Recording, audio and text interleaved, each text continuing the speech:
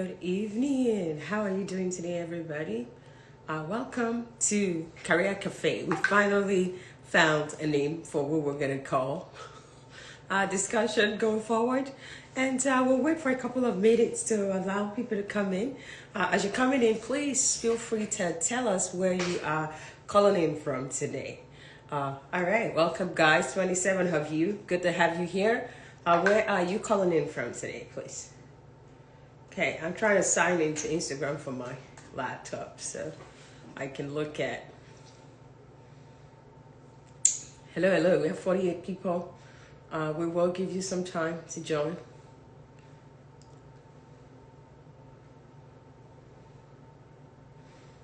Okay, welcome to the people who have joined. I hope you're doing well. Hey, how was your week? Hope you had a great week. Where are you joining us from today?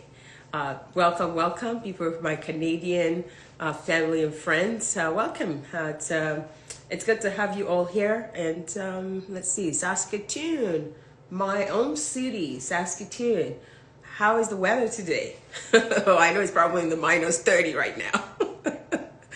Yeah, Nottingham, UK, welcome. Germany, Nigeria. It's good to have all of you here. 70 of you. Oh, I really just love coming here on Friday. Boston, my people. That person in Boston, we should hook up whenever I'm at work. Probably will be there in 2 weeks. All right, so joining from China. Oh, that's amazing. Happy Chinese New Year. From India. Oh, thank you all for joining from wherever you're joining from. I am your host, and now we will not call it Career Night Vigil anymore. We will call it Career Cafe. And Namibia, oh, really nice. Okay, Port Harcourt, Nigeria. Welcome everybody. So we have a lot to talk about this week. So my team and I, hey, my bull, Fashion with Becca. Good to have you on here. So my team and I were deliberating on many topics, and everybody had something to ask me to talk about this weekend. You know, I just said, you know what, let's put everything on there. We will just rant this weekend, and I'll take questions from people. We have new community members. In the last, I think, 2 weeks, we gained about 2,000 followers or something like that. We finally got to that 50K. Can I hear it? You know, we've been talking about, let's get this account to 50K. So we're currently at 51,000 followers. This is great. Thank you all for being loyal, for just always coming to listen to me and contributing, participating on the page. I truly appreciate your support. All right. As you know, I'm your career evangelist. I come on here and share different things about career. My hope for every African, my hope for every Black is to ensure that we lift that statistics. You know, we are the highest underpaid, especially women. Black women have the highest underpaid when it comes to statistics. And my hope why I do career mentorship is to make sure that we change that number. We can change that statistics. We can make sure that you do not join that statistics of people who are underpaid in your career. I am an immigrant myself. As you know, I'm a proud Canadian and I'm a Nigerian, born and raised. So when it comes to really, how do immigrants settle down in their new country? Maybe they move to the US, they move to the UK, they move to Canada. I really just I've gone through it myself. I've gone through that move, and I know when you don't have any support, it's just gonna be a lot harder. So I feel like we can, since we have social media, we can use this medium to encourage, to enlighten, to empower, and to help people as they navigate their journey. So I'm explaining this just because we have some new people who have joined our community. They may be wondering, what do I do? So what do I do for work? Full time, I work as a 3D printing technologist. I'm an Industry 4.0 gig. I have a PhD in biomedical engineering, and I've been doing 3D printing now for about 10 years. That is what I do. I'm a scientist during the day. In the evenings and on the weekends, I do a couple of other things. So I'm a career coach. I hold D-Tech Centrics, and D-Tech Centrics is registered in Nigeria, is registered in Canada, is registered in the US. So we do career coaching. If you're trying to navigate your career, you're trying to have career advancement, you want to transition to new career areas, you're trying to get admission abroad, you need some help to make sure your documents are properly put together. I went to school of scholarship, and I have a bunch of team members who have gone through this themselves who can help you on that. And when I'm not doing all of that, I have a husband at home that I have to take care of. and I am a real estate investor. I do real estate. And like I said in one of my posts recently, that your 9 to 5 will give you that maybe 5 to 6 figures. And that 6 figures, what you build with it, is going to really be what makes you 7 to 8 figures. And then you go from building to actually creating a legacy. And that's when we're talking about 9 figures, 10 figures, 11 figures. We've seen that people are doing this. And for us in the Black community, we're always wondering, is that possible for us abroad? It's possible for us. So I share a whole lot about myself. Some of them are very personal stories. So, you may just stories that you can relate to that people don't really share on social media. I'm out here to break it down, so that, if I do something, I want you to know how I did it. I want you to know how I did it so that you can replicate that success, so that you can do it for yourself. All right, enough about me and who I am. I hope that is enough for people who are joining us for the first time. If you are a regular attendee, welcome again. I have a couple of topics that we want to share today. So I will start with Canada. So I am a Canadian. I'm a Canadian citizen. I'm not an immigration specialist. So I'm not an immigration, a certified RCIC, that's what they call them. However, I know a whole lot about the country because that's my country. So I read about it. I want to know, hey, what's going on? And I know a whole lot of you have been in the pool for so long. You have been in the pool. You've stayed in the pool. And that's been like 2 years. And you're wondering, if COVID do not go away, COVID-19 do not go away, does that mean I'm never coming to Canada? Is Canada going to change their strategy? I don't really share a lot of those news, but I really hope, you've been reading the news, you've seen that, okay, so many things are not going right here. When it comes to permanent residency, it may not really be easy for me to come by permanent residency anymore to Canada. Maybe you're in the UK, you're in Canada, you're in the UK, or you are in Nigeria, or somewhere around the world, you're thinking of migrating to Canada. Things, when it comes to that federal skill worker stream, it's no longer the same. But I think there are new areas that have opened up with provincial nominee programs. And I also see that a lot of people are considering school now. And they're considering school because, hey, if you can't meet the PMP requirements, or for some reason you also have been sitting in the pool, they're picking people, but they'll not pick you. A lot of people are now thinking, shall I go to school? Should I just find one program? Once I get into the country, I can apply for the Canadian Experience class after working for 1 year. If I finish my school working for 1 year, I'll be able to apply for that. That is great. I hope some of you are on there today. So I want to take questions on that because I feel like that's an area that right now it's like paining people. It's like I get a lot of comments about, Dr. Addy, what do you think we're going to do about this federal skilled worker program that is hanging? What should I do next? Should I consider school? And what type of school should I consider? If you have any question on that, put it in the question box, please. Put it in the question box so that we can have a look at the question for you and make sure that at least with my knowledge, I can address it and help you with some tummy comfort. Now, for those people who have made up their mind, I'm just going to go to school. I'm going to go to school in Canada. If Express Entry is not working, I'll go to school. That is great that you want to go to school in Canada. I warn about this all the time. I have seen when I came to Canada, I came to Canada to study biomedical engineering. This is personal story. As you guys know, I'll give you some personal story before I start to do any buzz. You will get buzz today, I promise. Let me start with this personal story. When I came to Canada, I came to study biomedical engineering. I got full funding. So I moved from Finland to Canada, excited that my future is about to start. On getting into the country, I think about 4 months later, I met somebody on LinkedIn and it became my mentor. And one of my first meetings with my mentor, he asked me, when you've now finished this PhD, what are you going to do with it? He asked me that. I was like, I'm going to get a job. He said, oh, you don't want to be a professor? I said, no, I don't want to be a professor. I'm going to get a job. He asked me, what type of job? Can you give me the title of jobs that you can get with a PhD in biomedical engineering? I froze. I didn't have an answer. I just know I was going to get a job. I said, I will get a job as a biomedical engineer. He said, where do they work? I said, maybe biotech companies, pharmaceutical companies. He said, not a lot of what you're doing is not biomedical science. It's biomedical engineering. A lot of biomedical scientists could get a job in pharma. They could get a job in this area. But biomedical engineers, what you do is a little different. Do you want to do some research about where you can work? Because it may not be biotech for you. It may not be pharmaceutical companies for you. He was right. I was a little defensive, but I went back after that meeting. I started doing research. You know what I found out? I found out that those companies where I could work, actually, they are not plenty in Canada. That if I needed a job as a biomedical engineer with a PhD based on what I was doing, tissue engineering and X-ray computer tomography, I needed to move to the US. A lot of the companies who were making the X-ray equipment, a lot of the companies who were making artificial skin graft, they were in the US, they were not in Canada. I came to Canada with full scholarship. I thought when I finish, I will get a job here. I established myself, my life will be great. And already in my first year, thank God I talked to someone. There was already a direction that if you study that, there is no job in the country you are in.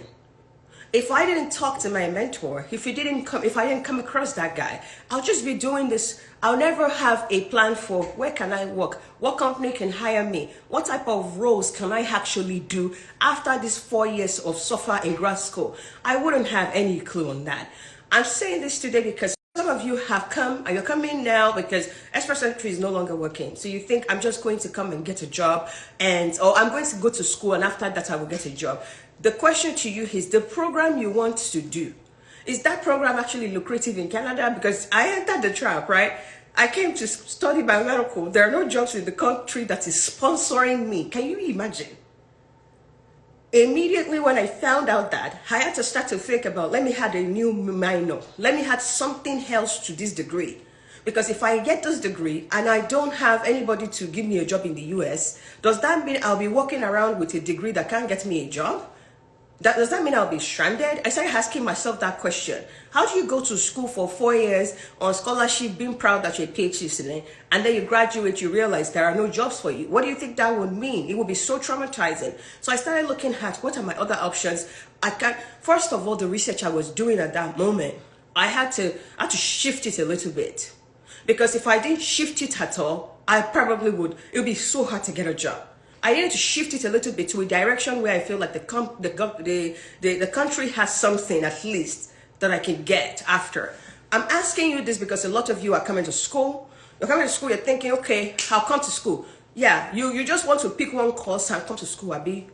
Pick one course and come and see, maybe they manufacture 2 jobs in Canada ready-made for you. There are jobs in certain areas and there are jobs in particular areas. So when you're coming or you're going to any country, I want to ask you today to please go ahead, have an understanding before you pay a lot of money to register for the program, thinking when you finish there are abundance of job. Please make sure you actually talk to someone, whether a career coach, whether you have to talk to people to be able to have a good understanding of, can I actually have a profession in that country based on what I said I am interested in. Sometimes that passion, I'm passionate about something, is not enough. You don't know that new country. You don't know what is selling there. You don't know anything. You can't just go say, because they have the degree in that, I'm going to study it. Or because they gave me scholarship, I'm going to go study that. I've seen a couple of people studying some things that I'm wondering, what are you going to do with that? I mentor a lot of PhD students, and every time I ask them those questions, when they come on their first session, and you're asking them, so you're doing a PhD in this. All right, what type of employment can you get with that? They get stunned, they shake, they're like, okay, doctor, so I thought I can, And then by the time we finish, we realize a lot of loopholes in their thought process, in what is available in the country, in what is actually lucrative in the. I'm saying this because school has now become the focus. Everybody wants to help you get admission. Everybody wants to help you get scholarship. We are happy that scholarship admission is becoming democratized. But don't come and fall into the trap of, I finish, they'll now be paying me $40,000. That can only pay your rent and you're going to eat. You will not have nothing to save. And you are just going to be frustrated at the end of that program. So let's make sure, as you're going to go talk to people who wants to help you find the admission, who wants to help you find the school, who wants to help you find the scholarship, talk to us, career coaches, first, so that we can tell you, if you do what you're about to do, this is what will happen to you after. or don't do that. These are your other options that is going to give you return on investment, so that you don't come and waste $50,000 in Canada and finish and be making 35. These are the career paths that for what you know, go in this direction. When you finish, at least you get a six figures job or 90K. You start from there and it just, it goes up from there. Talk about that first. That is your number one. Before you go ahead and say, I want to go and be finding scholarship and admission, talk to someone. I made that mistake. Thank God I made my mentor in my first year. 9 months after I started my PhD, I changed my professor. I didn't change, I was still in biomedical. I changed my professor. I changed the focus of my PhD 9 months after. It's not 3 years after, so it wasn't too late.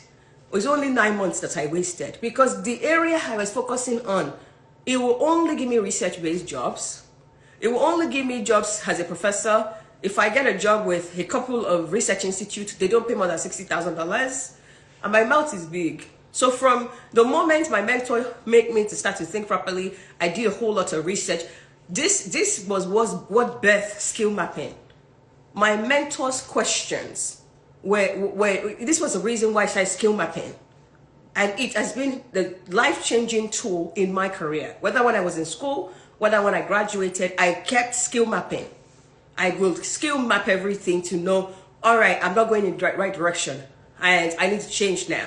And then I'll go back and talk to him or hire a career coach, and then they'll tell me whether I'm actually making sense or I'm tripping. So that is that on that topic. Any question in the question box about that? I saw one. All right, now let me see if it's still there.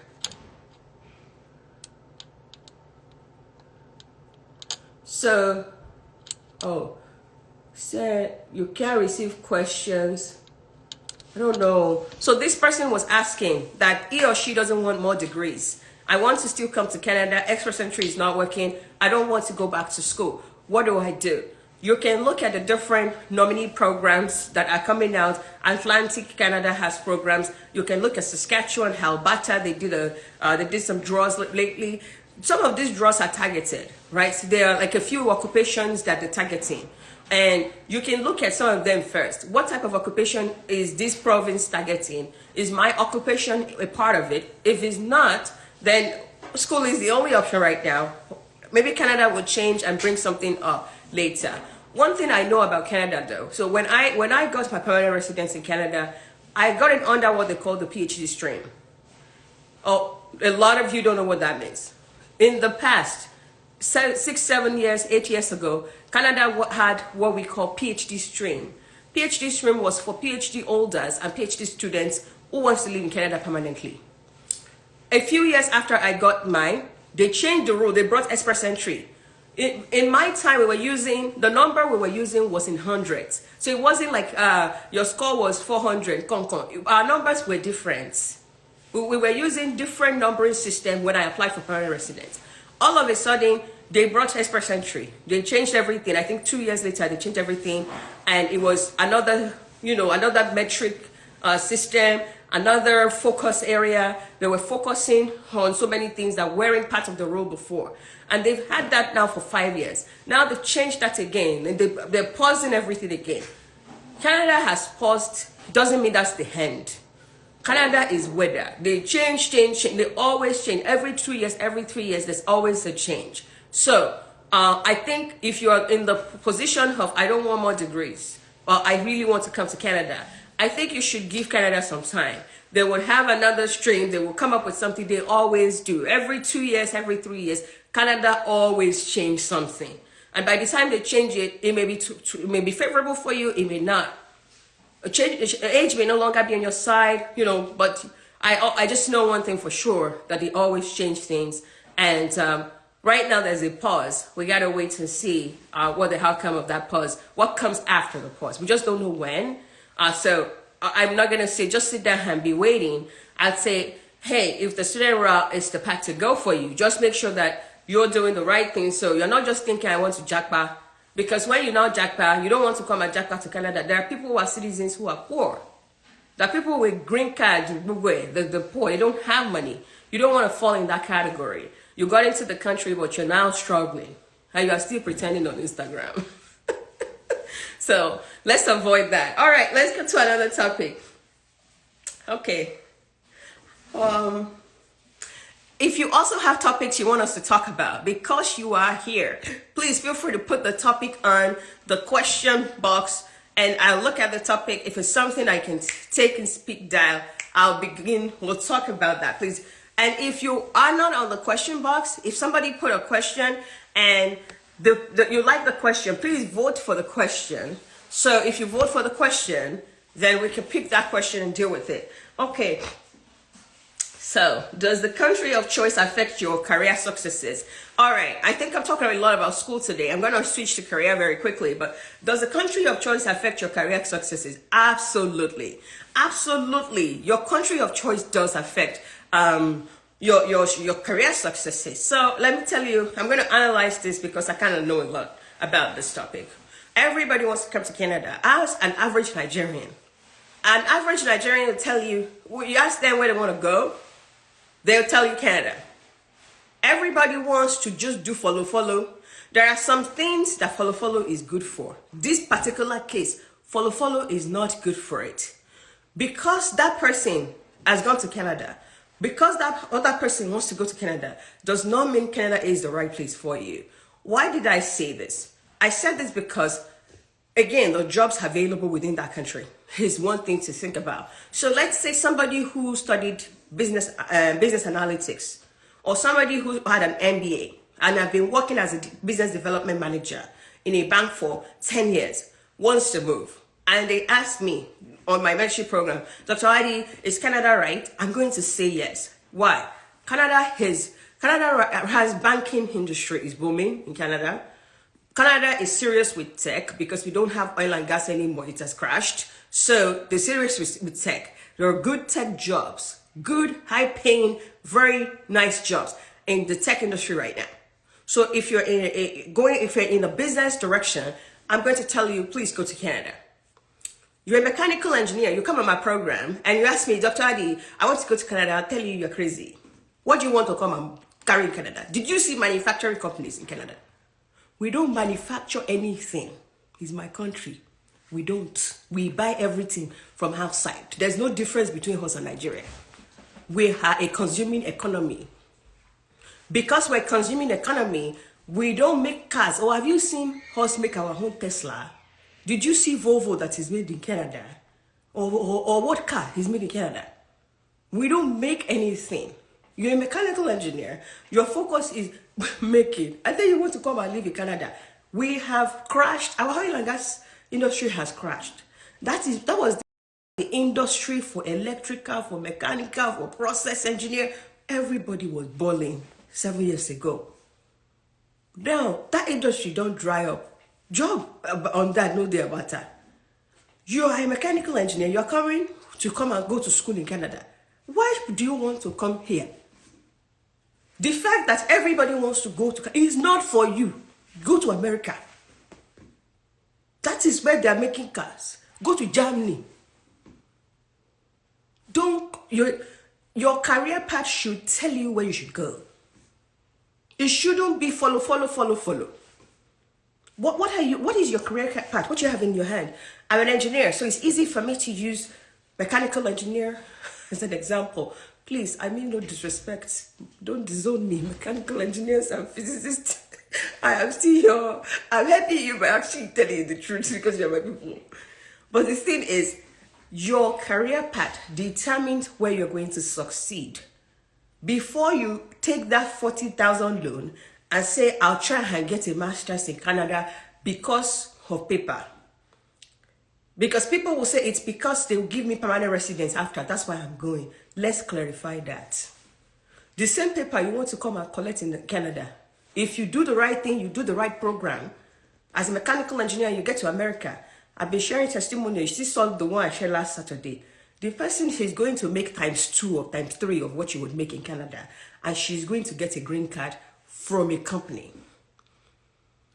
The same green card or permanent resident that want to pursue you to Canada, that you will not get a job, is also available under certain streams for you in the US. The US have EB2 NIW, which is the green card path for people like you who are special. You have a PhD. You're coming from Germany, you're coming from South Africa. You're saying, doctor, it's Canada that I want to go. Why, as a PhD holder, you know what you have? You have the opportunity to live anywhere. You are a special citizen, PhD holders. Be clapping for yourself. The 4 years is not in vain. Any country that opens their door for you, you're a contributor. America has green card pathway for you. Go and look at EB2, EB1, NIW as a PhD holder, whether you did your PhD in China, whether you did it in Africa, you can go there. In Canada, I told you, I got my papers under the PhD stream. Right now, they don't have it. We're advocating for them to return the PhD stream because PhD needs that special priority. There are also some provinces that they look at what is your highest level of education. Right. If PhD is available to give you more points.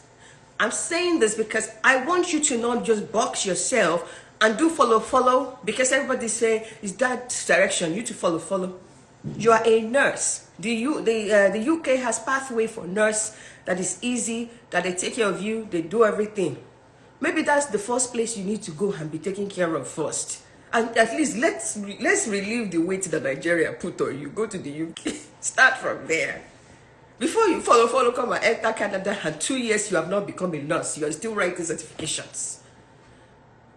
Your career path determines the country you should go to. That your cousin lives in Canada, who is doing accounting, it doesn't mean that you too can live in Canada. Masters holder are doing EB2 NIW, masters holder. Bachelor's and 5-year work experience is the basic requirement. Bachelor's degree and 5 years experience. So you don't actually need a PhD to do that. The EB2 NIW, which is a green card path to come to the US, they have special areas that they consider, but there is a path. There is a path that actually you don't need an employer to apply for in that place as well. I'm saying this because we know that Canada has closed border now. If Canada closed border, can I go somewhere else? Is there other opportunity? Yeah, go and check EB2 NIW.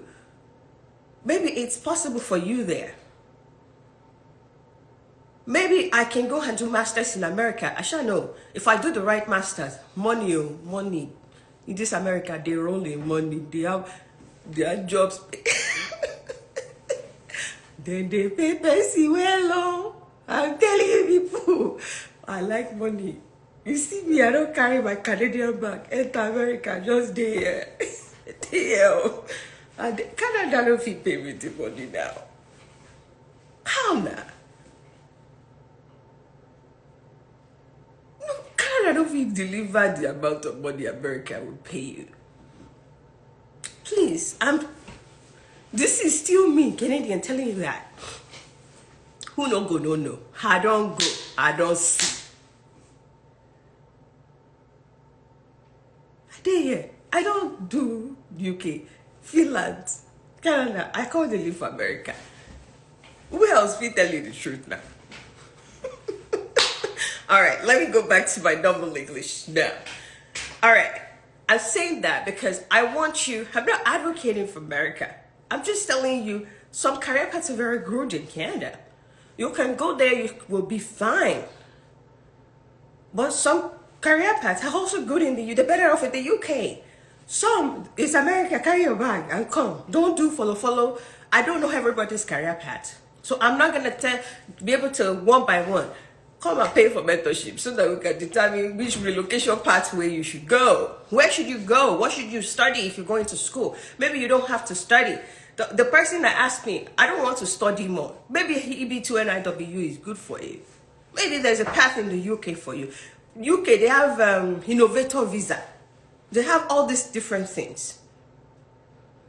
Let's analyze all of them and find out the right one for you. If you're on here, you have a relative, or you want to do Valentine for somebody, let's send this to them and tell them that's what you can afford. That they can come on this program and listen, that they will be blessed. Happy Valentine. Help us share this page to people. Share it on your story, tag me, ask people to come in, put it on your family WhatsApp group so that some people can benefit from the information you're sharing. Somebody may already be almost misled right now. Maybe they're thinking they have to borrow money and go to Canada, and they want to go and study something that is not selling over there. This may be what they need for them to take a step back and reevaluate. Somebody may already be thinking that they want to study something because of passion. And passion is not enough. Passion doesn't put food on anybody's table. Right? Somebody said, bring back the sales. We are going to do Valentine sales. Valentine sales, because I found out that in January, a lot of the people I met with, I talked to people who were mostly a lot of men that they don't follow me. Their wives just bought the mentorship package for them and said, that's your Christmas gift. Go and meet Dr. Addy, fix this career this year. I talked to a lot of people I've never, that weren't following me because their spouses bought it for them. Also on the men's side, a lot of men also bought for their wives and say, that's your Christmas gift. So, and Valentine is coming. So my group, my team, they're putting together a Valentine discount so that we can advertise. We will advertise it this week and help and put that out. So for the people thinking about discount, we will do something. All right. Okay. I hope that clarified the second topic on, does the country of choice affect your career success? It does, big time. It does affect the success. It does affect the speed. If it takes about 2 years for you to get all your exams passed and licensing in Canada as a nurse, it could take more, it could take a little less. In the UK, they have a stream that allows you to start to practice as a nurse faster. Maybe you can go there first, settle in, there may be opportunity for you to get papers. And you know, some people come to Canada to come and study nursing, and after they would get the papers, they will move on. American nurses make way more than Canadian nurses. And if you're going to go and do nursing in any of the two countries, I'll tell you to go to the US. Why? When you finish, you should be able to get a good job that the company will file for you. If they file for you, depending on the nursing that you did, there's a very good chance that your salary can go from here to here to here to here. I've seen nurses making $400,000 travel nurse in the US. Those numbers can never happen in Canada for nurses, right? So you have to think about, what are you studying? Right, I just mentioned travel nurse. All nurses don't make 400K, FYI. But there are particular nursing areas that sells in the US, especially with COVID-19 and all that. So you have to think, oh, I want to do nursing. Where is my best bet? Where's my best country? Where can I get my regularization fast? Which ones will give me papers, if I need papers? And where can I make maximum money? Right, so you have to think about that. The UK, if you're already a nurse in Nigeria or anywhere else, may be easier for you to go to get started as a nurse. And Canada and the US, you may have to write exams and different things, or in some cases, some people go back to school and do bridging programs, different things, another 2 years, whatever. But if I go and do that 2 years in Canada or the US, where will money start to flow quick? You have to think about all of these things. You get a career coach to help you plan everything. For you guys, you just need 1 hour. 1 hour, somebody take everything you have, you brainstorm, they tell you, this direction may be number 1, number 2, number 3, and they bless you. Good luck. At least you will not make some crazy mistakes with that. All right. I feel underpaid. Number 3 topics. I feel underpaid. Okay, let me see if there are topics over here. Did you drop any topic that I can talk about?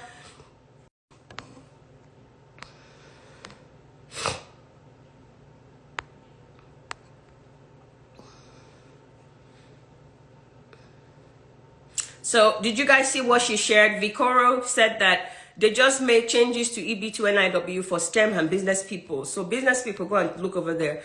I'm looking at the question. MSc, okay. I'm not seeing any question in the question box. I want to ask if I can switch to tech in the UK, and is the tech industry in the UK also, do you offer your services to people in the UK as a career coach? Because you can talk about, yes, so when it comes to my audience, this is how it's split. Nigeria is the highest, and US is second when it comes to the number of following and engagement and programs. And then we have Canada number 3, and the UK is number 4. But a whole lot of my audience comes from the UK as well. I also, following that is Australia and South Korea. Surprisingly, I have a lot of fans in Australia and New Zealand and South Korea area as well. So I'm explaining that because this career coaching program, it works. It works everywhere. I talk to people. We analyze based on your situation, your location, what you want to do. So it is location independent. The people from Nigeria who will never leave Nigeria, who are getting promotion, who are getting the life change through the program as well. So you don't have to think. So I talk about the US and Canada a whole lot because this is where I am right now. Right. So, and it doesn't mean that those are the only people that has to benefit from the program. We will analyze your situation based on who you are. All right, thank you. That's one question. How lucrative is MA in International Studies or art-related field? MA in International Studies. So I don't know how to characterize that for you. You want to come to Canada to come and talk about, to come and work in international relations. Let's be realistic with ourselves. How many Canadian organizations have you seen contributing to Africa? How many? How many Canadian companies have you seen floating stuff in Africa? So before you make your choice and say, I'm going to Canada, I'm going to study international relations, can you look at that for that number? If we're talking about companies with strong relations with Nigeria, Canada is just like this small. We have the US and the UK and France with very high engagement with Nigeria. Maybe that's where you should target your application because there is more engagement with Africa in those places. There is more international engagement in those countries. Maybe they feel like they owe Africans some things, who knows? But there is more money coming from Melinda and Bill Gates, MasterCard Foundation, so many different things happening in that regard so that you can go work with those organizations and be doing international relation work, maybe with China, maybe with Thailand, maybe with African countries. We don't have too much of that in Canada. So I'm not going to tell you don't do it, but I'm also going to tell you, I don't know whether you're actually going to get a job and make a lot of money. You may find yourself transferring over to tech after you're done with that program, or going to work for not-for-profit, which we also still do not have a lot of in Canada. We have small ones like STEM Hub. We don't have any Bill and Melinda Gates in Canada. So shine your eye. All right, so I'll go to another topic that I have written down here. Really focusing on career professional. I feel underpaid, undervalued, and my ideas are usually not considered. Is this racism? If you're in this part of the world as an immigrant, oftentimes, I tell you, a lot of immigrants have work-related problems. Work-related problems that are due to feeling underpaid, feeling undervalued. My voice is not heard.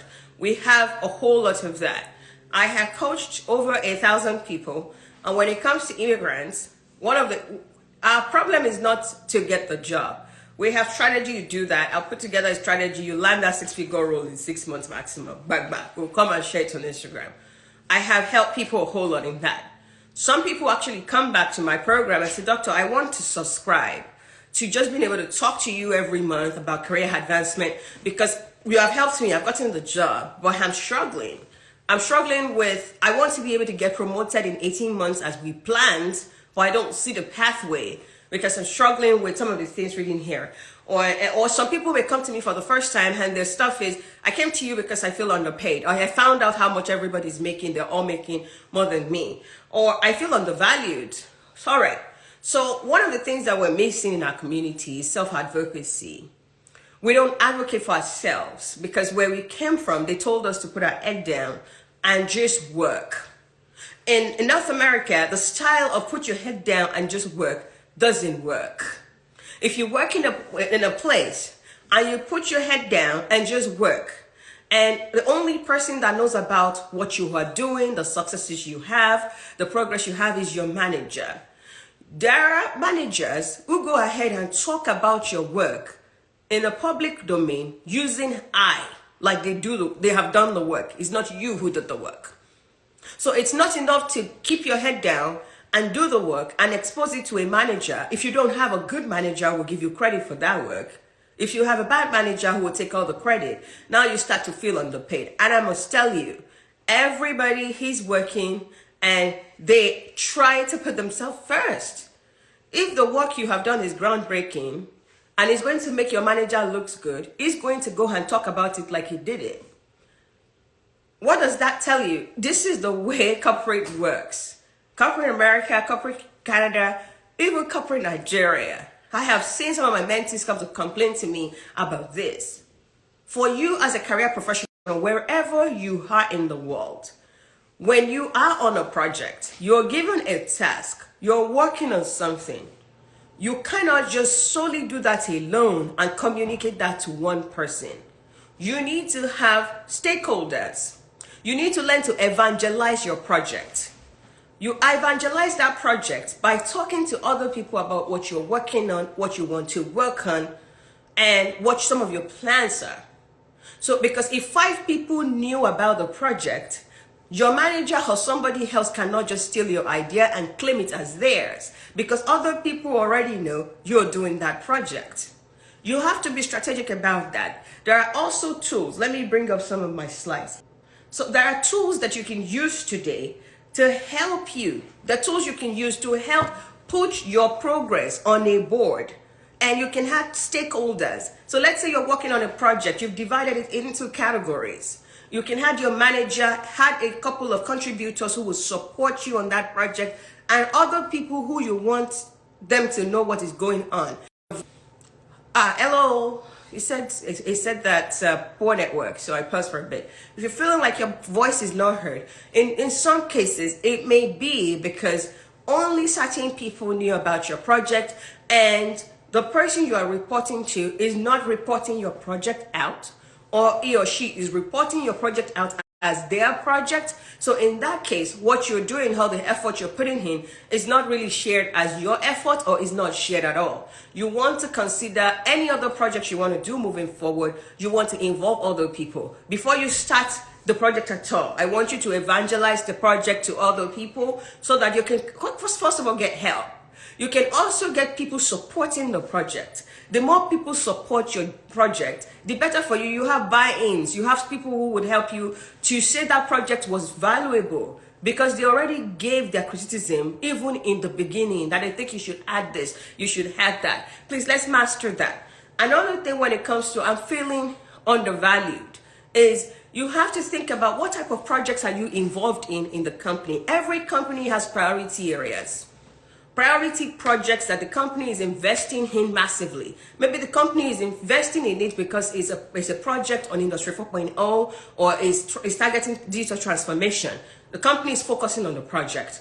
Everybody who is a part of that project has a very good chance to have visibility to leadership. They have a very good opportunity for their work to be shared by them and to get credit for their work.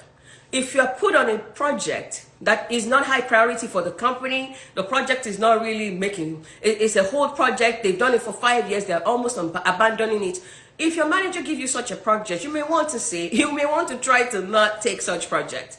Because when you work in an area where there is no good value, or that project is not adding to the bottom line of the company, there's a very good chance that everybody on that project is actually not valued.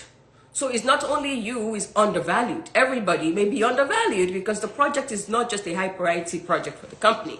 You want to make sure this year that you try to target and be on projects that are relevant to the company. Projects that are moving in the direction of the future of work. Projects that have a lot of contribution that it will make to it will add to the company.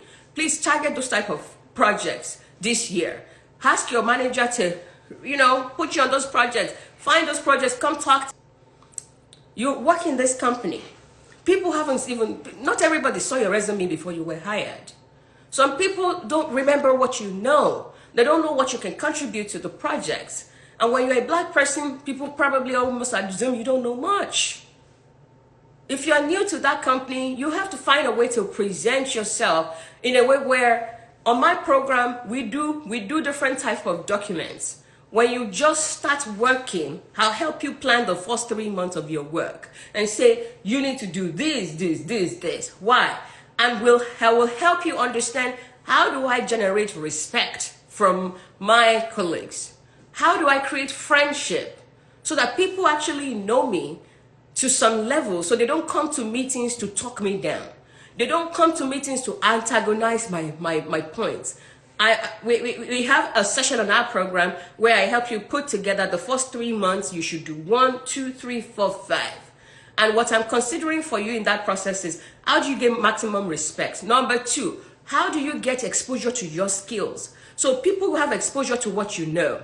Because if they don't know what you bring to the table, people are giving me money. Oh, somebody just gave me $3. Oh my God, this is awesome. So there's something called badge that they put there. Thank you, whoever donated the money. Thank you so much. I appreciate that.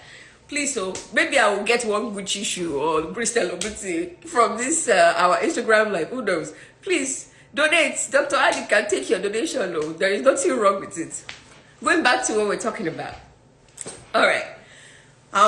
We have to look at, there are some things that are not racism at all. There are some things related to you. If people don't know that you know this tool, that you have this skill, then they can't respect you when you talk about that topic. When we hire new people, I have a method to help that new person understand my expertise, to help them understand that I have a PhD. So if I'm talking, Jakori Emakwe, don't think you can just come and put down my talk. You have to come up, get a career coach to help you put together that information in such a way that everywhere you go to, every company you work for, at least the stakeholders who are involved with you, they have a good understanding of who you are. The more they know about you, the more they respect you. If people don't know you have a PhD, if they don't know you are a certified business administration specialist, if they don't know you have an MBA, when you now talk on business-related business strategy, they think, who are you that you're talking about that with authority? So they probably won't take you serious. But if they know that the person who is speaking is an authority, if they know that this person has Manufacturing Institute placard behind them, if they know this person actually is certified Scrum Master, so when you're talking about agile strategy, they know you know what you're talking about. Who knows what you bring to the table? If people don't know what you bring to the table, they can't respect you.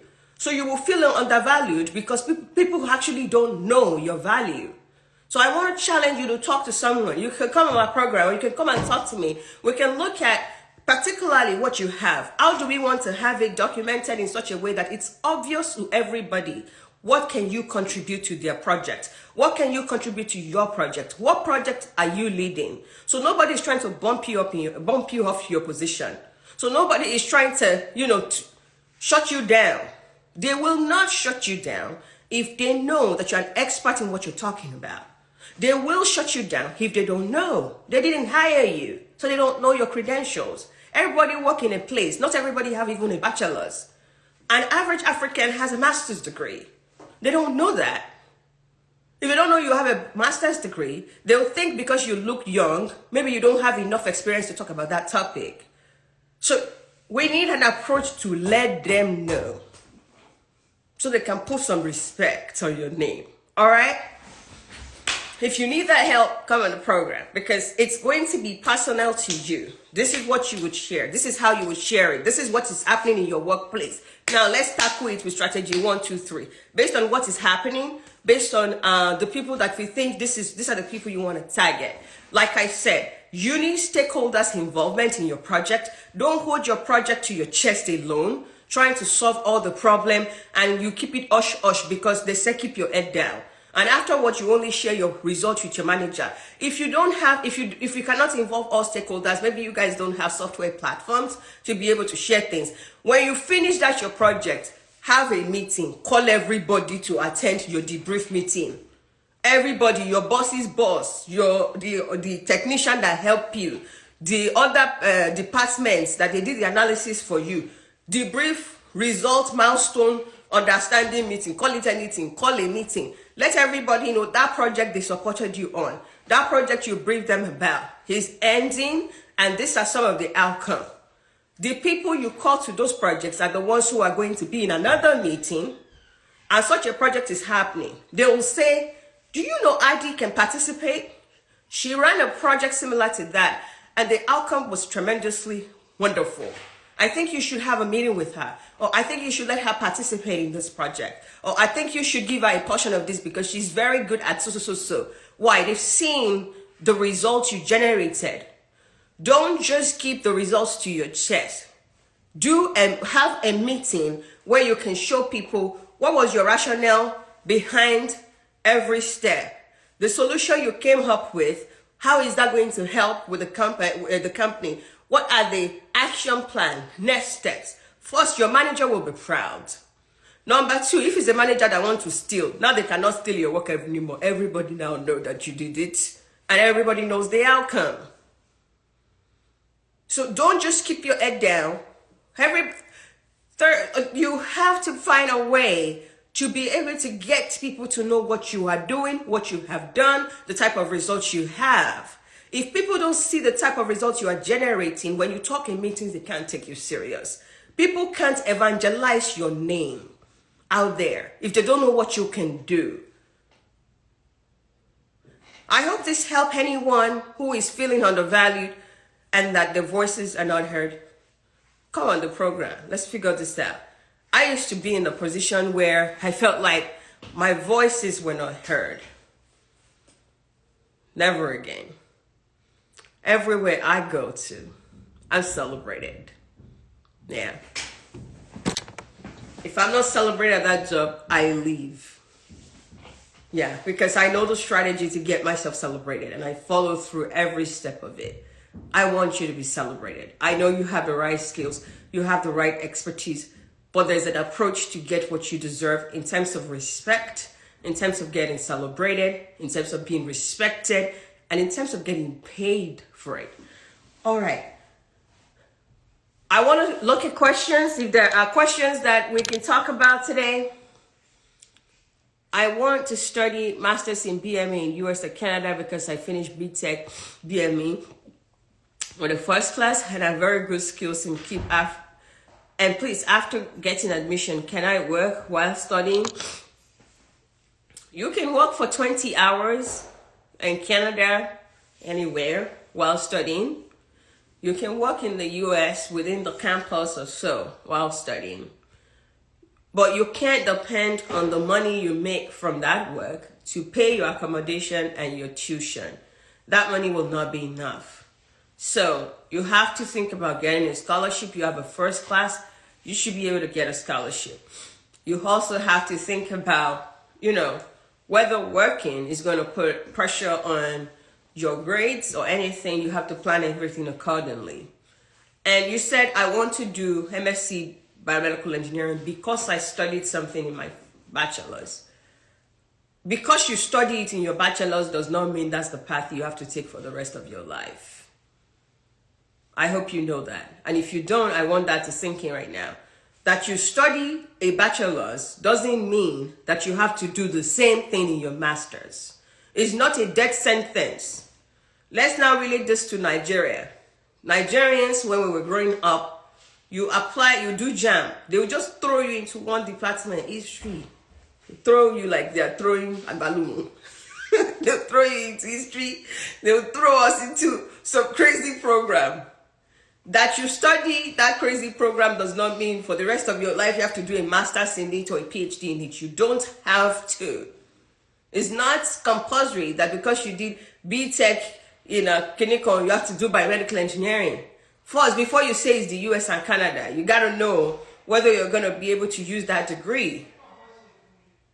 You also have to consider that, are there other options apart from BME that I can do with my bachelor's? So I want you to keep in mind that before you make that decision, all right? Let's go back again to the question box. Which country has more prospects for a career in policy analyst or environmental sustainability? Policy analysts don't make a lot of money anywhere. How about that? I don't know how to lie to you. Policy analysts don't make money like that. Why should I tell you to go and do it anywhere? I need to see what you have studied. I need to see the experience you have. Then we can look at, if policy analysts don't make a lot of money, what makes money that I can study? So if I come to study that, I can double the salary I was supposed to be making as a policy analyst. Do not come from Nigeria to come and enroll in a policy analyst program and pay 50,000. Don't do that. Talk to a career coach first. There are other things that you can do that can give you better money. Don't do it. Sorry, that's not the answer you were expecting. You wanted me to say it's the US that is better with Canada. In both countries, 6 figures no day for that career path. So I don't do less than 6 figures. All right, let's find another question. Except you have a whole lot of work experience in policy analysis that you're bringing. Now you are lucky. You jam Facebook. Facebook said that this is what to invest in the policy. They'll hire you. But to be honest, it's hard, right? And I don't really suggest career paths that have limited amounts of jobs, or like when we look at the pay scale, the statistics of people who make less is very high compared to the statistics of people who make very high money, right? So if I feel like most people make very less, I'm not gonna say you should come and waste money and do that, because you're not better than the people making way less money. So you may go and fall in that category. I hope it makes sense to you why I said what I said. You know, because somebody will come up here tomorrow and antagonize that and say, "Oh, I'm a policy analyst." Yeah, but let him show you other policy analysts who are making 200K straight out of college. We are not coming to Canada or America to go. If you make $70,000 in Canada, you can't buy a house in Ontario. So why should I tell you to go and do a job that will pay you 65? When I know you won't be able to get your life started. That if you get a policy analyst job after school, you've gone to school for 2 years, you finish, you get a job, they'll pay you 65,000. Less than 70,000, you can't buy a house. So you'll be living in somebody's basement for how long? If it's not going to deliver 6 figures, Dr. Addy can't tell you to do it. Because I know with whatever you have, I don't know what it is, but I know with whatever you have, there is a career path that you can make more money from. So why not go in that direction? I hope that makes sense. To the people who have now dashed me $11, God will continue to bless your pockets. I appreciate you for helping me. Now I have $11. In ODD, $11. God bless you for valuing this talk. You know, I say this all the time. I am one raw person on Instagram, right?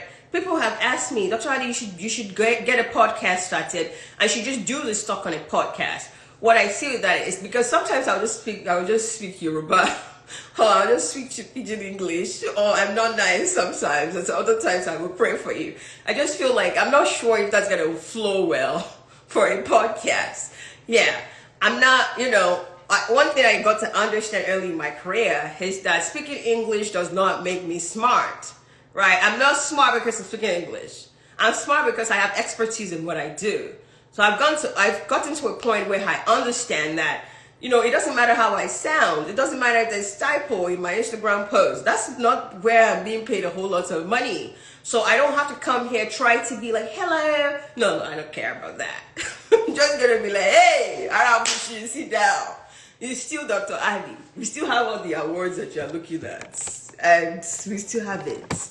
So I've gotten to realize that I don't need to be posh before I talk wisdom.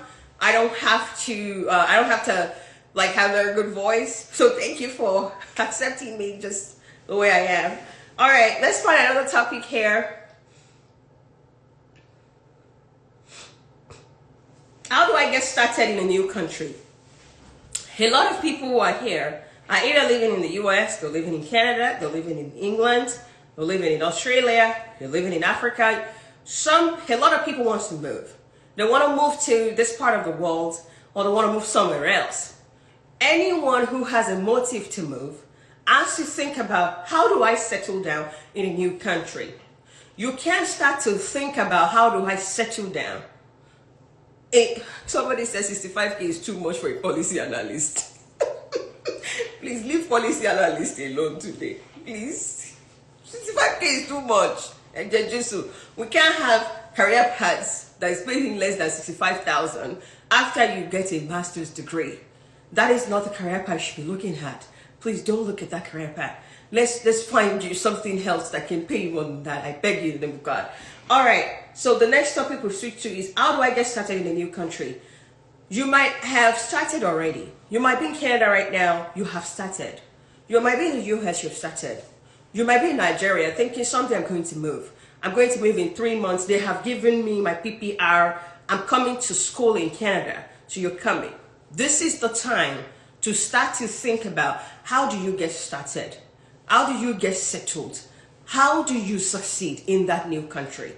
And I believe that most people who are trying to move to a new country usually don't prioritize, how do I settle in the new country? They think a whole lot about, how do I get there?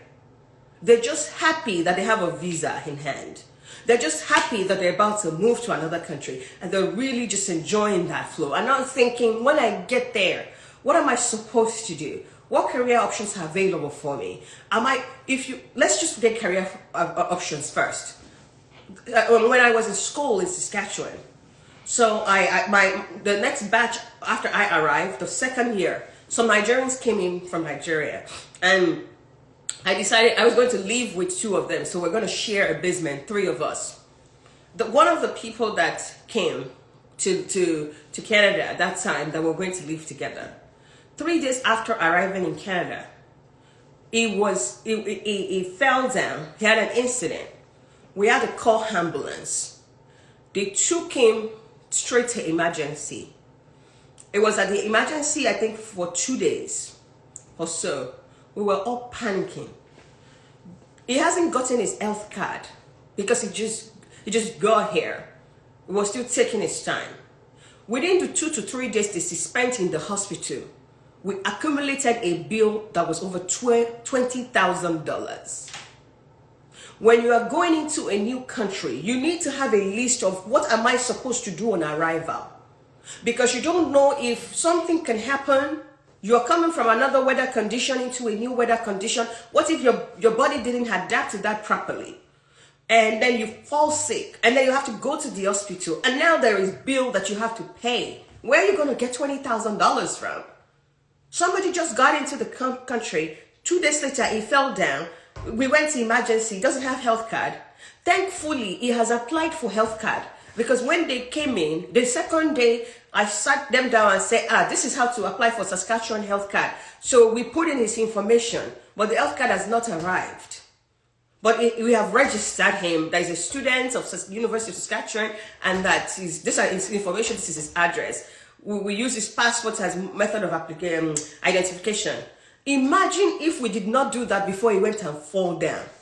Where do you think somebody who is coming from Nigeria is going to have $20,000 to pay? I'm saying this because, how do you get started? First, start with, what are the right documents to get? Before you leave Nigeria, especially if you have children, you got to document all these things. You don't just wait and say, when I get there, there's a settlement company. You want them to do that for you? Nobody should do that for you. You are coming and you're going anywhere for school. You're going there, you're moving there permanently. You need to first research. Your health is paramount. If you go and faint, money that you will be owing for years is what they will give you. But if you have health card or health insurance, there's a very high chance you'll pay very little or pay nothing. So I'm saying this, that how do you get started? Your basic needs has to be prioritized.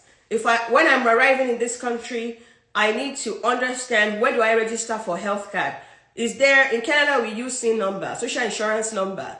And where can I register for social insurance number? So that is your number that you need to take to the bank to open a bank account or something. Oh, okay, what bank should I use when I get to Canada? Are they bank with good rates? The little money that I bring in, I don't want to keep it and then it go and get lost. I need to be able to put my money in the bank. The school, I'm going to a school. Have I contacted them to know, do they have private accommodation? Or how did they suggest that I go about getting an accommodation? You can't come to Canada and expect that if you don't plan, everything's just going to fall in place. Nobody owes you anything. You can't go to America without a plan in hand and go and get lost. You know how I shared my story that I went to Finland. I didn't know anything. I had a fall and did surgery. Bill was $42,000 cash, thanks to insurance. Did you hear that? This person had a fall. Insurance bill is $42,000. Don't go and be playing and come to Canada with no insurance plan. The day you arrive, put in for insurance. Put in for health card. Put in for SIN number. Before you arrive, already know where am I going to stay. You know, I went to Finland. I didn't know anybody. I didn't have anywhere to stay. You think I want you to be like that? At the mercy of praying to God that you meet somebody who will help you. Don't do that. You got to plan this ahead of time.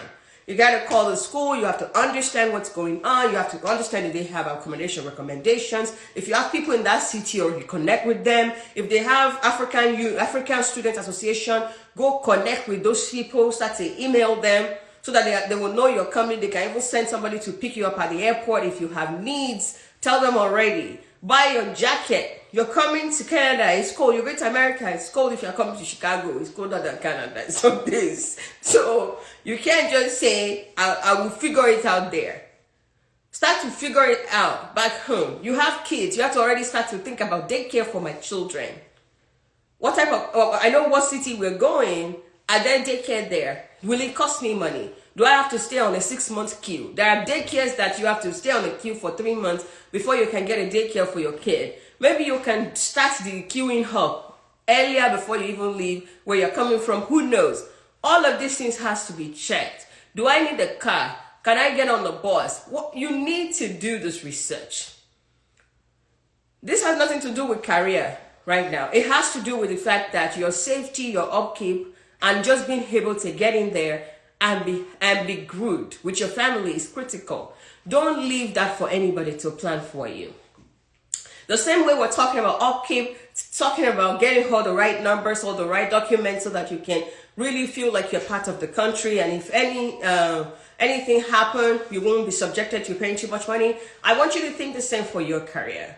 You are coming into a new country, you have gone and done testimony in church that God has done it. I know that is a good thing. It's one step, you're going somewhere.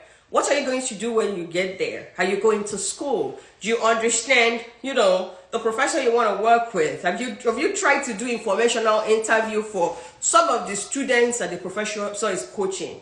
Because you are not going to be his first student. He probably has graduated a couple of students, or he has some students on his research program right now.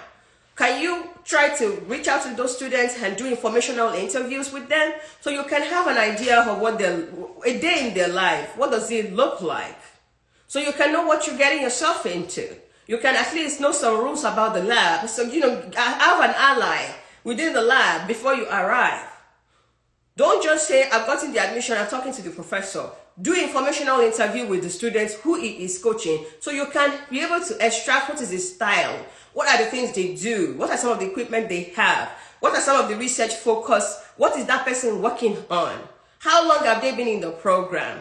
There are some professors that want you to do a PhD and do it for 5 years or 6 years. There are some 3 years you're out of it. You want to know, what is this person's style? Oh, how long have you been on your program? I just started last year. It's a 2-year program. I published 1 paper so far, and we have 2 more that we're working on actively right now. Have presented at a conference in France. It was sponsored by the professor. Now you have a clue. That's a good professor. You already published a paper in your first year? That's great. That's the type of team I want to belong. You haven't done no, or you do an information interview and the student tells you, I've been here for 3 years. I haven't published any paper yet. I haven't gone to any conference, but I have some good data that I'm hoping to analyze. You know that place, they are slow. So you can't come in there and let the professor be dictating stuff because he will make you slow like the rest of them. You gotta know, I'm gonna be the boss here. I'm gonna dictate the stuff because I don't want to come here and waste my time. You gotta do, it's called informational interview. You're going to school this September. You already got an admission. You already got a scholarship. Please go and look on that lab, the names of people in there. Send them an email that you like. You had this person, you just got admitted by the professor. You're coming to join them in September. You just want to get familiar with the people working in the lab. Do you mind if I set up a Zoom meeting to just chat and get to know you a little better? Everybody likes to talk about themselves and brag. They will say yes. Go find out about that professor. Go find out about that lab so you can prepare appropriately. You can have a clue. So if they say, oh, in this lab, we have 3 focus. We focus on catalytic tissue engineering, spinal cord tissue engineering, and we do some biofabrication on a 3D printer. We have 2 bioplotters. You know you didn't know any of that. Typical Nigeria, you will just go, they learn our moves. Say, hey, this is what they said they have. Let me go and start to learn. At least now you have more information about the equipment they use and the research focus before you arrive, so you can start to learn even before you arrive. So how do you want to get started? That is, for you that are coming to school, I think that's how to get started. For you that are coming into the country, I also talk about how to get started. For you that you are coming as a career professional, you're coming with permanent residence with your family. It's a great opportunity. You're so happy. You are landing in Canada, or your wife is already there, and now you're going to join your wife as a family. Or your husband is already there, now you're going to join. You need a career coach. Flat out need a career coach. I cannot preach that enough. Somebody needs 6 months before you arrive in Canada. So a career coach needs to evaluate your career, select the right career that will be lucrative in the city that you are going to meet your husband, that you can do. So that if you don't have the skill set, over the next 6 months before you arrive, you can start to build the skill set. You want to not find out about that career when you have arrived. And now realize that you need to take 6 months to be reading. So you're not going to have a job for 6 months? Or you're going to do a menial job. They will tell you to go and work at Walmart for 6 months? When you could have already talked to a career coach, they will help you find what type of job is appropriate for you there that will pay you good amounts of money. What skill sets you need to bring to the table to merit that job? Is it related to your career? They would have fished out the right career path so that you can go learn what you're supposed to bring to the table ahead of your arrival. I work with one of my clients. I'm still so proud of him. This guy came to me, he worked in oil and gas. He came to me 8 months before he would come to Canada. He was going to Saskatchewan. I came to me, I said, Dr. Addy, I'm moving with my family for the SIMP program. I don't want any job that will not pay me 6 figures. I have a family. I make good money in Nigeria. I work in oil and gas. I want to move to Canada and start work within 3 months of landing. Good work. I've heard that people will go and do menial job. I don't ever want to touch that. I'm not suffering where I'm coming from. We put a skill mapping together. He realized the skills he needed to take. He took it. When he got to Canada, I said, Doctor, I have entered. He has been applying to job before he got to Canada. He has gotten interviews, but we couldn't close on those jobs because he was far away. They couldn't see him in person, and some of the constraints, so he couldn't get the job. But we were already interviewing. He already knew that his resume was banging. He was getting interviews. When he landed within 2 months, he got a job. First job in Saskatchewan. It's not even Saskatchewan. In the middle of nowhere, somewhere there. About 100K salary. A new immigrant who did not go to school in Canada, who had no previous experience, who has nothing, went to the middle of nowhere called, I'm not going to mention name, far beyond Saskatchewan. Still got a 6-figure job. Then you have gone to school in Canada. You have everything.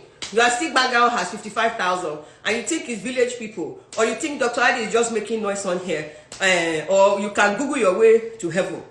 Go and be collecting your 55,000. You will see us buy houses. You'll be making 55,000 there. Or you that you're coming, you didn't talk to anybody.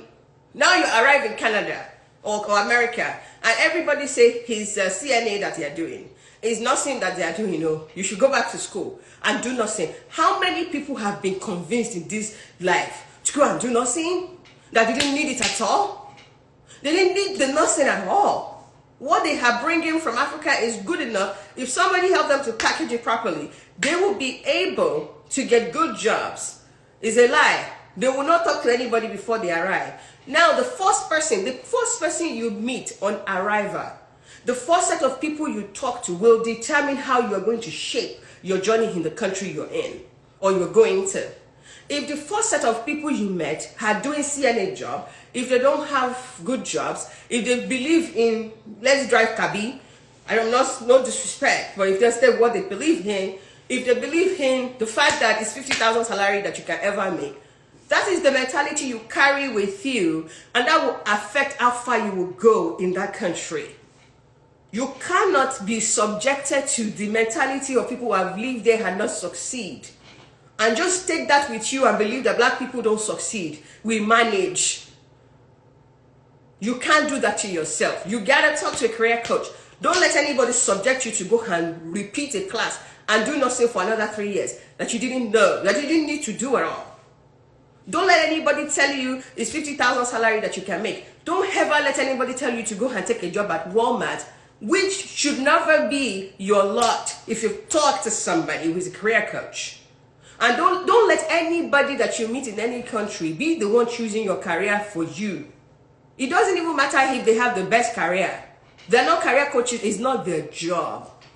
It's not their job. Even if you think they have, it's not their job. Don't let people change the course of your destiny with their advice. You're moving to a new country, talk to a career coach. They will help you get the right data. It will be obvious to you that, yeah. So if you're now getting there and somebody is trying to convince you to go and do nothing, you tell them, thank you, I know exactly what I'm going to do. Because you have enough information to fight back. I have seen too much of this. People just going to do stealing. I've shared one testimony about 3 months ago or so, when one of my clients, she came to Canada. They told her to go and register for nursing. She pretty much went and started nursing. 4 months later, she said, I'm not cut out of this. Came and said, Dr. Addy, help me. I have an MBA. I worked in the bank in Nigeria. Now I'm here in Canada. I've gone and borrowed money to go and do nursing. Nursing is not my thing. I don't want to do nursing. Please help me. We put together a portfolio for this lady. This lady, 3 months later, I don't enter 6 figure. Come the shop like we now are confused. We have 2 jobs we have to pick from. I shared that story I think 2 weeks ago that we are trying to pick which job should we pick, this one or this one. Somebody that was supposed to have gone and done nursing and be wasting her time there, or did it 2 years? Thank God she woke up one morning and said, this is not what I'm cut out for. I don't want to do this anymore. Because people advise her, that's what she should do. People that need the advice themselves are advising you. People that also, they should go and meet a career coach so they can get better. They're advising you. Just because you are new to the country doesn't mean that the people you met, they are better than you. It doesn't mean they're better than you. You can't carry your head and go and sit down with them that because they speak some British English, some American English, or their kids have been here, they better them here, or because they live in one house that is mortgaged like everybody, you think they're better than you. They're not. You can choose your own path. You cannot Google your way to heaven.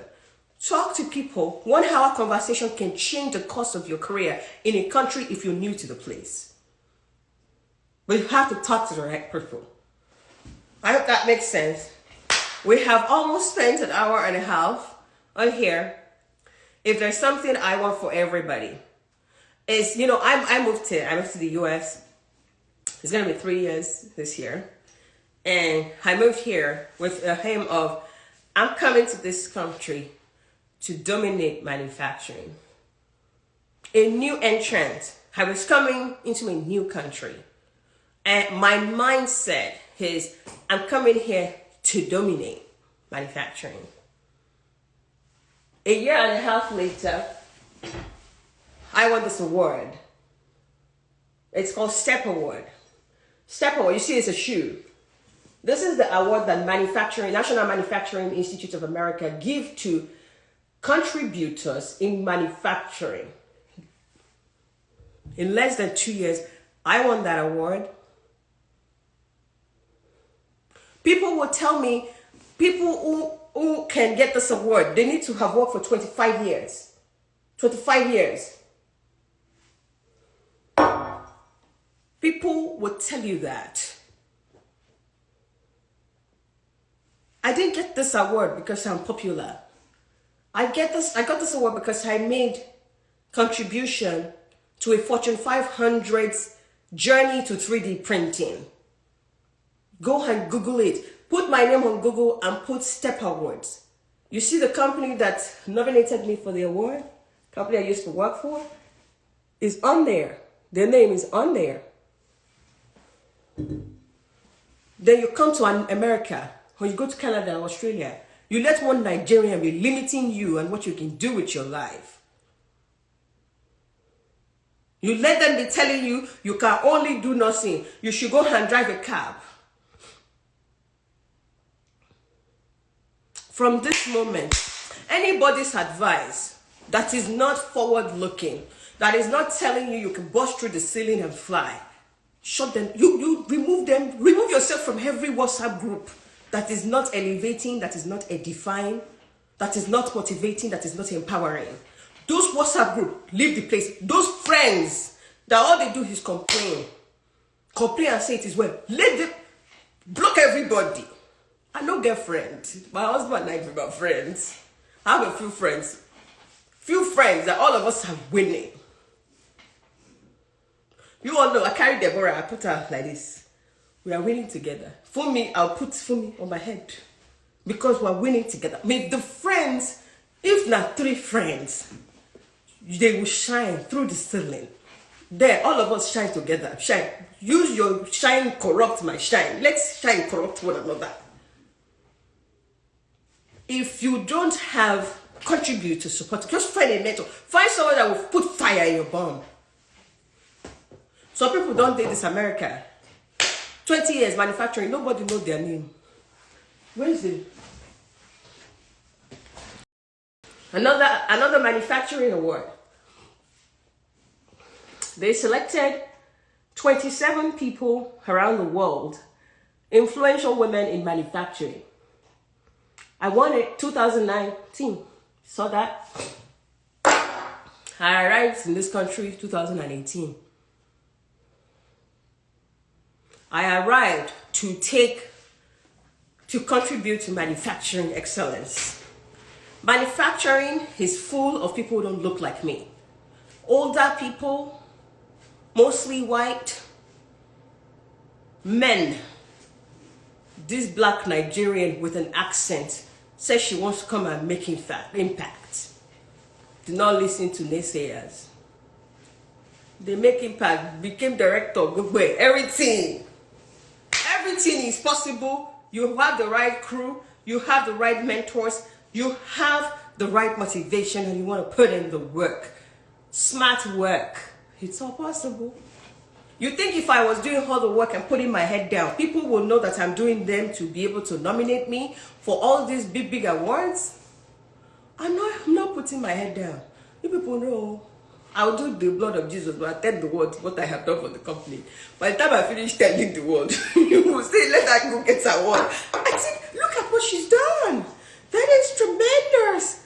Oh, you know, like this is manufacturing award worthy. Let's nominate her. If she doesn't win, it's fine. But I think this is great. This is patentable. Oh yeah, this is company trade secret. If you don't tell anybody, your work is not going to be patented. It's not going to be company trade secret. It's not going to go anywhere. No award is coming. From this moment, don't do like this anymore. You are not putting your head down. You put your head up and walk like a princess and speak up. People need to know what you're contributing to. How do you want to win an award? How do you want to get promoted? You don't want to become director in 2 years. You think it's just by knowing book. We come here every Friday or Saturday to come and give one another motivation, collect brain, speak pidgin, rant, all of it. Why? I want to see you do good. I want to see you do good. You leave here today. I want you to leave here thinking about, what can I do better? What can I do more of? Am I on the right career path? Where am I going next? January has finished. What did I do? Let me tell you. I paid 3,500 for a course. Started 2 days ago. They have assignment that they gave me. I have another session tonight. 3,500. I want to pay the money. I said, if I don't make money for this course, what I want to do, you don't pay me all. How much investment are you putting in your life so that you can go to where you want to go next? Where you want to go next is the price you would pay will not just be I read and pass. You'll invest money. You'll invest blood, sweat, and tears, strategy, and be ready to change a little bit for your next level. What brought you to this level is not going to take you to the next level. It won't. So as you ask yourself, what do I want for myself? Be ready for a little bit of shake-up. Be ready for, I'm going to invest my money in my career. I'm going to get a career coach. Before I go and learn another course, let me talk to a career coach so I know I'm not stupid. This decision that I'm making, I'm just collecting. What do I need this for first? Let me go and talk to someone so they evaluate everything I bring to the table and say, this is what you need it for. You're on the right path or you're not on the right path. So quit wasting time and go on the right path today. Then by the time you do that, then the rest of the year is really strategic for you. What brought you to where you are is not going to take you to where you're going. So it's time to start to think about what is my strategy for moving forward.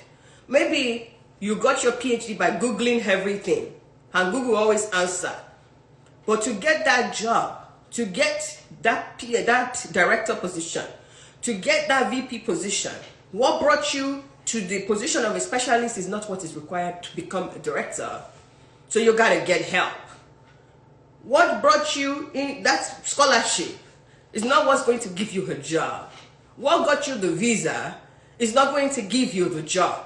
Time. This is the time you get a career coach. This is the time you invest in your life. This is the time that you actually call yourself together and say, myself, gather together. We got to not put our heads down anymore, because putting your heads down is not going to be the solution.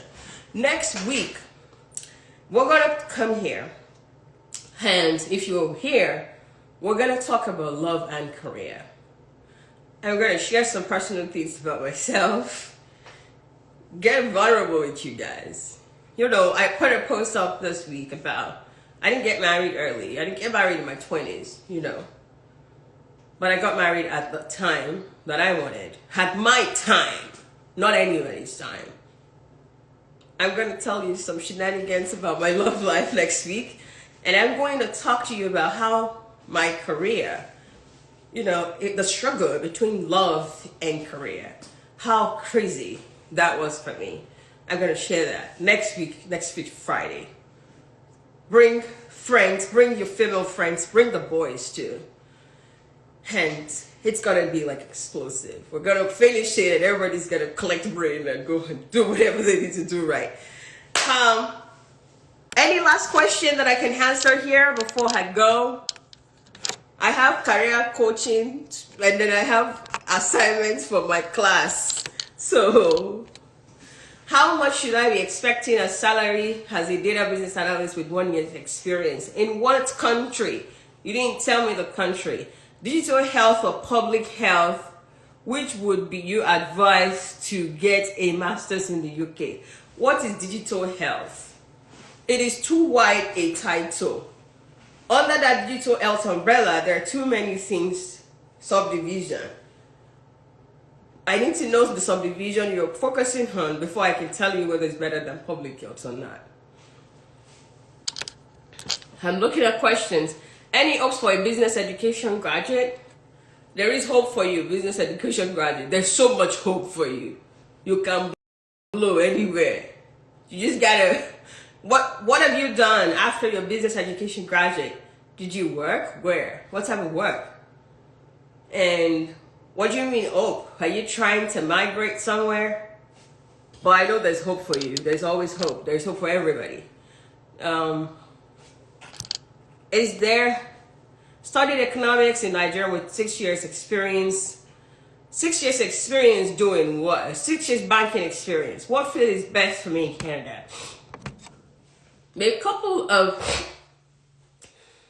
sorry guys, it's cold in Chicago. It's cold cold. I've been drinking, see, water. Boy, this is it's cold. So please, if I'm drinking, it's cold in this country. Sorry, it's cold in this Chicago. My sister, Dr. Awa, you can tell them about how cold your Chicago is. It's not my Chicago. It's because of the man I follow called Chicago. All right. Back to the person with economics degree and 6 years experience in banking. When you're in banking, you are doing so many different. You could do anti-money laundering in banking. You could have done business development management in banking. You could have done supply chain. What exactly did you do in banking? Economics itself, as a standalone, you can do so many things with it. You can go ahead and become an economist. You can do health economics. You can do data analytics. You can, if you're very mathematical driven, you can go and do data science. But because I'm giving you these options, because I didn't know what you've done in banking. So if I have an idea of what you did in banking, I could have gone another direction. And I need to have an idea of, what's your level of capability? Like, are you really comfortable with math? If you're not, I can choose other career paths that may be related to your banking experience for you. But I hope at least that answered the question to some extent. If you go through the questions and you like any question, feel free to vote for that question so it will come to the top of the list and I can answer the question. I'm only reading from the question box because that's where I can see. How feasible is it for one to get a study permit for a graduate certificate in business management? How feasible?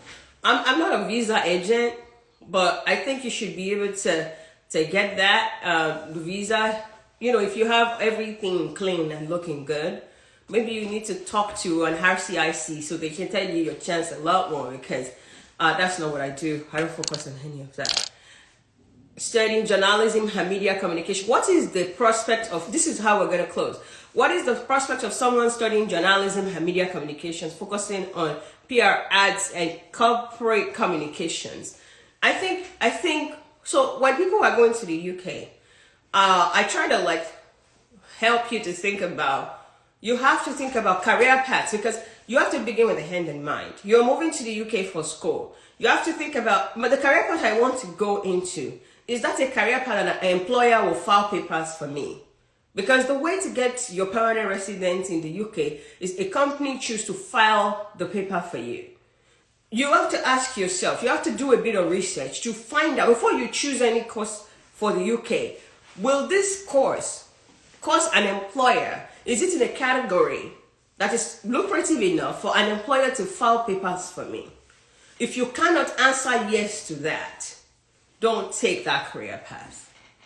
For this person who is already doing journalism and media communications, I think you're good. You're good. I see ads there. PR, focusing on ads, PR.